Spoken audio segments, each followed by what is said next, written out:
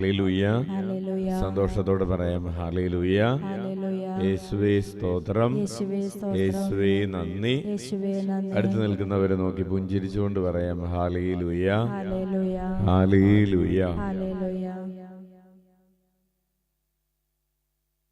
ഇന്നത്തെ ചോദ്യം, നിനക്ക് എന്തൊക്കെ അറിയാം? ചോദ്യം ആവർത്തിക്കട്ടെ. നിനക്ക് എന്തൊക്കെ അറിയാം? നിനക്കറിയാവുന്ന കാര്യങ്ങളുടെ ലിസ്റ്റാണ്. ചോദ്യത്തിന്റെ പശ്ചാത്തലം ഇതാണ്. ദൈവം ജോബിനോട് കുറെ ചോദ്യങ്ങൾ ചോദിക്കുന്നു. ഏകദേശം ഒരു 70 ചോദ്യമുണ്ട്. ദൈവം ചോദ്യം ചോദിക്കാനുള്ള കാരണം, ജോബ് ദൈവത്തോട് ചില ചോദ്യങ്ങൾ ചോദിച്ചു. എനിക്ക് എന്തുകൊണ്ടാണ് ഈ രോഗം വരുന്നത്? ഞാൻ എന്ത് തെറ്റാണ് ചെയ്തത്? ഞാൻ എന്ത് തിന്മ പ്രവർത്തിച്ചിട്ടാണ് എൻ്റെ മക്കൾ മരിച്ചത്? ഞാൻ എന്ത് ദുഷ്ടത കാട്ടിയിട്ടാണ് എൻ്റെ ആടുമാടുകളും ഒട്ടകങ്ങളും ഒക്കെ നഷ്ടപ്പെട്ടത്? ഞാൻ ഏത് നന്മയാണ് ചെയ്യാതിരുന്നത്? ഏത് നന്മ ചെയ്യാതിരുന്നത് കൊണ്ടാണ് എനിക്ക് ഈ കുഷ്ഠം വന്നത്? എന്നൊക്കെ പറഞ്ഞ് ജോബ് വായടക്കാതെ കുറച്ച് ചോദ്യങ്ങൾ, മൊത്തത്തിലൊരു 10 ചോദ്യം ചോദിച്ചിട്ടുണ്ടാവും. അച്ഛൻ ജോബ് കർത്താവിനോട് ചോദിച്ച ചോദ്യത്തിന്റെ എണ്ണം എടുത്തിട്ടില്ല. അപ്പോ ദൈവം ജോബിനോട്, കർത്താവിന് ക്ഷമ കെട്ടു, ഇവനെ ഈ ചോദിച്ചുകൊണ്ടിരിക്കുന്നത് കേട്ട് കഴിഞ്ഞപ്പോൾ നിർത്തുന്നില്ല. അപ്പോൾ ദൈവം കൊടുങ്കാറ്റിൽ പ്രത്യക്ഷപ്പെട്ടു. കൊടുങ്കാറ്റിൽ പ്രത്യക്ഷപ്പെട്ടിട്ട് ദൈവം ജോബിനോട് ചോദിക്കുകയാണ്, മോനെ, ഈ ഭൂമിയുടെ ആരംഭം എവിടെയാണെന്ന് നിനക്കറിയാവോ? ഈ കാറ്റ് എവിടെ നിന്ന് വരുന്നെന്ന്, എവിടെ നിന്ന് പോകുന്നെന്നും നിനക്കറിയാമോ? അന്ധകാരം എവിടെ വസിക്കുന്നു എന്ന് നിനക്കറിയാവോ? വെളിച്ചം എവിടെ നിന്നുണ്ടാവുന്നെന്ന് നിനക്കറിയാമോ? ഈ ഭൂമിയുടെ വിശാലത എത്രയാണെന്ന് നിനക്കറിയാവോ? എന്ന് തുടങ്ങി ശ്വാസം വിടാതെ കർത്താവ് ഒരു ചോദിക്കുകയാണ്. അപ്പോ ജോബിന് കാര്യം മനസ്സിലായി. ജോബ് പറയാണ്, സോറി, എനിക്ക് തെറ്റുപറ്റിപ്പോയി, ഐ ആം റോങ്, ഞാൻ വായ പൊത്തുന്നു.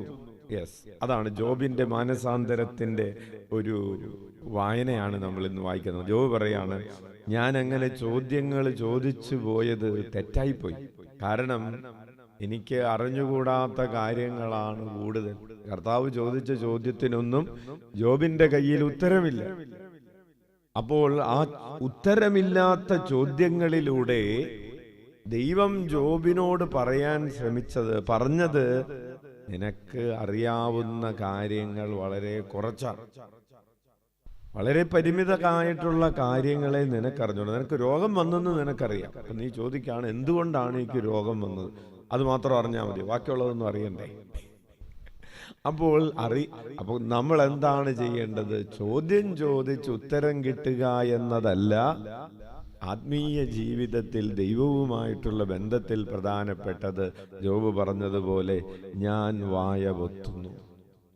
ഞാൻ ഒരിക്കൽ സംസാരിച്ചു, ഞാൻ കുറച്ച് കാര്യങ്ങളൊക്കെ, എനിക്ക് ചില കാര്യങ്ങൾ അറിയാമെന്നൊക്കെ വിചാരിച്ച് ഞാൻ നിന്നോട് സംസാരിച്ചു പോയി. ഞാൻ ഒരിക്കൽ സംസാരിച്ചു, ഇനി ഞാൻ സംസാരിക്കുകയില്ല. അപ്പോൾ ജോബിനി എന്ത് ചെയ്യും? ജോബിനി കേൾക്കുന്നവനായി മാറും. എന്ത് കേൾക്കും? ദൈവത്തിന്റെ പ്രവർത്തികൾ കേൾക്കും. ദൈവം പറയുന്നത് കേൾക്കും. ദൈവത്തിന്റെ പ്രവൃത്തി എങ്ങനെയാണോ അതങ്ങനെ ഞാൻ സ്വീകരിക്കും. കൈയടിച്ച് കർത്താവിന് നിന്ന്. അതായത് എന്തെങ്കിലുമൊക്കെ ചോദിച്ച്, നമ്മൾ ഇതൊന്ന് ചോദിച്ചിട്ട് തന്നെ കാര്യം, ഇതിന്റെ ഉത്തരം അറിഞ്ഞിട്ട് തന്നെ കാര്യം എന്ന് വിചാരിച്ച് നമ്മൾ ദൈവത്തിന്റെ പിറകെയും പോകണ്ട, ആളുകളുടെ പിറകെയും പോകണ്ട. എല്ലാറ്റിൻ്റെയും ഉത്തരം കിട്ടിയിട്ട് ജീവിക്കാമെന്ന് വിചാരിക്കുകയും വേണ്ട. നമ്മൾ ജോബ് ചെയ്തതുപോലെ, ഞാനിതാ വായ പൊത്തുന്നു, ദൈവമേ നീ സംസാരിക്കും, നീ പ്രവർത്തിക്ക്, നീ ഇടപെട്. ഞാൻ ഇതിനെയാണ് പാസീവ് പ്രയർ എന്ന് പറയുന്നത്. എന്താണ് ആ വാക്ക്? പാസീവ് പ്രയർ, അതായത് നമ്മളല്ല ഇതിൽ പ്രവർത്തന നിരതമായിരിക്കുന്നത്. ആക്റ്റീവ് വോയിസും പാസീവ് വോയിസും ഒക്കെ പഠിപ്പിച്ചിട്ടുണ്ടാവും ടീച്ചർമാർ. അപ്പോൾ നമ്മളല്ല പ്രവർത്തന നിരതരായിരിക്കുന്നത്. പ്രവർത്തന നിരതനാകുന്നത് ആരാണ്? ദൈവമാണ്. നമ്മുടെ പ്രാർത്ഥനയിലാണെങ്കിലും ഏറ്റവും കൂടുതൽ ആക്റ്റീവായിട്ട് നിൽക്കുന്നത്, സംസാരിക്കേണ്ടത് ദൈവമാണ്. നമ്മൾ കേൾക്കുക എന്നതാണ് പരമപ്രധാനം. കൈയടിച്ച് വീണ്ടും കർത്താവിന് നന്ദി പറയാം. അങ്ങനെ ദൈവം പറയുന്നത് കേട്ട് ദൈവത്തിൻ്റെ വഴിയിലൂടെ സഞ്ചരിച്ച ഒരു മഹാവിശുദ്ധൻ്റെ തിരുനാളാണ് നമ്മൾ ഇന്ന് സഭ ആഘോഷിക്കുന്നത്. വിശുദ്ധ ഫ്രാൻസിസ് അസീസിയുടെ തിരുനാൾ. വിശുദ്ധ ഫ്രാൻസിസ് അസീസിയെ കുറിച്ച് നമ്മൾ വായിച്ചു കേട്ടതുകൊണ്ട് നമ്മുടെ മനസ്സിലുണ്ട് ആ പുണ്യവാന്റെ വലിയ ജീവിതം. മറ്റൊരു ക്രിസ്തു എന്ന് ജീവിച്ചിരിക്കുമ്പോഴും മരിക്കുമ്പോഴും ഒക്കെ ആളുകൾ വിശേഷിപ്പിച്ച ആ മഹാവിശുദ്ധന്റെ ഓർമ്മ നമുക്ക് ആഘോഷിക്കാം. അച്ഛന് തോന്നുന്നു 1224 1224. അപ്പോൾ ഈ വർഷം എന്ന് പറയുമ്പോൾ 800ാമത്തെ ജൂബിലിയാണ്. ഫ്രാൻസിസ് അസീസിക്ക് പഞ്ചക്ഷതമുണ്ടായതിൻ്റെ 800ാമത്തെ ജൂബിലിയാണെന്നാണ് അച്ഛൻ ഇന്നലെ വായിച്ചു നോക്കിയിട്ടല്ല, അച്ഛൻ്റെ ഒരു ഓർമ്മ അനുസരിച്ച് അച്ഛൻ പറയുകയാണ്.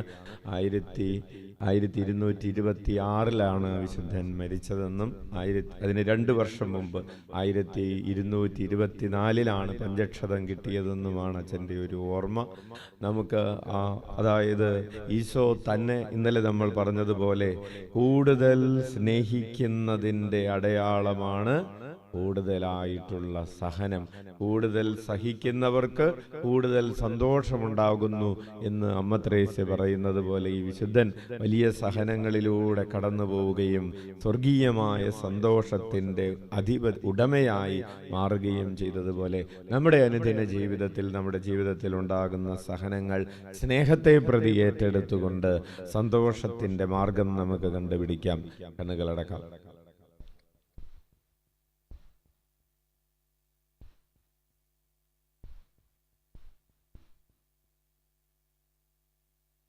കരങ്ങൾ